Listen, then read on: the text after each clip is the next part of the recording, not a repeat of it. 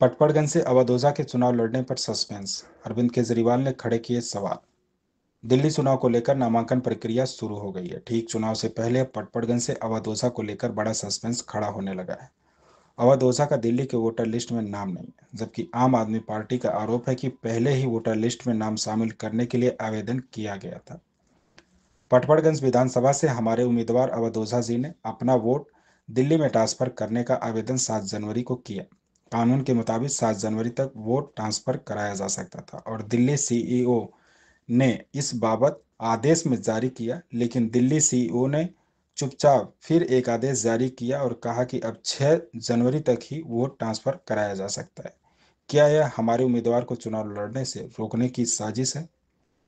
साल 1993 में यह सीट बीजेपी के पास थी। इसके बाद यहां कांग्रेस का लगातार 3 बार कब्जा रहा है। साल 2013 में यह सीट आम आदमी पार्टी के पास गई थी, जिसके बाद यहां से लगातार आप जीतते आ रही है। इस सीट पर पूर्वांचल वोटर्स की संख्या सबसे अधिक है। यह सीट पूर्वी दिल्ली लोकसभा में आती है। पिछले बार के चुनाव में इस सीट पर मनीष सिसोदिया बहुत कम अंतर से ही जीत हासिल कर पाए थे। इस बार अवध ओझा के लड़ने से यह सीट फिर से हॉट सीट बन गई है। अवध ओझा ने आम आदमी पार्टी से जुड़ने से पहले भी वो चुनाव लड़ने की इच्छा जता चुके थे, लेकिन वो इस समय बीजेपी या फिर कांग्रेस से टिकट चाहते थे। दो मुद्दे हैं। अवध कुमार ओझा जी हमारे पटपड़गंज से कैंडिडेट हैं। उनका वोट ग्रेटर नोएडा में बना हुआ था।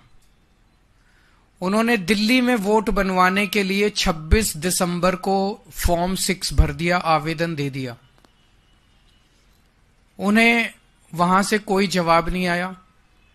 किसी ने उन्होंने कहा कि चूंकि आपका ग्रेटर नोएडा में वोट बना हुआ है तो आपको फॉर्म 6 नहीं फॉर्म 8 भरना पड़ेगा ट्रांसफर के लिए। तो उन्होंने 7 जनवरी को फॉर्म 8 भर दिया। कानून के मुताबिक 7 जनवरी लास्ट डेट थी फॉर्म 8 भरने की।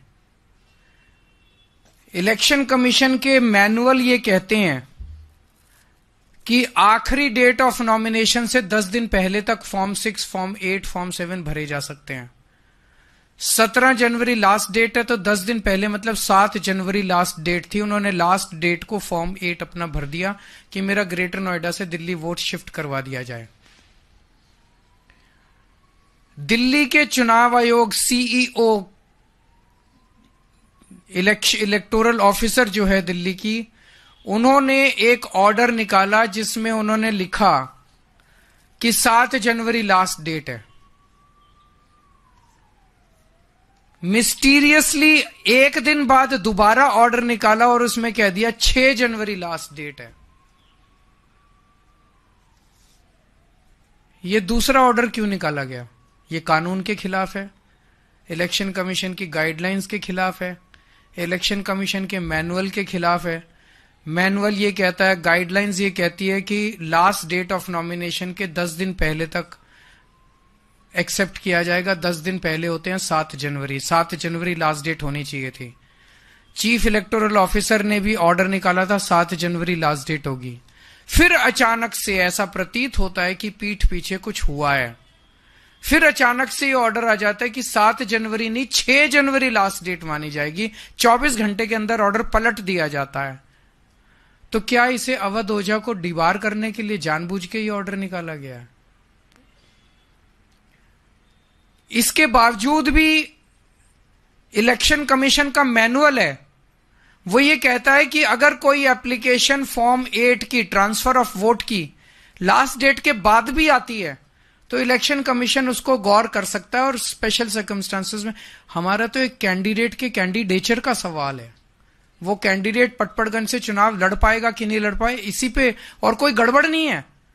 ग्रेटर नोएडा से इधर शिफ्ट होना है।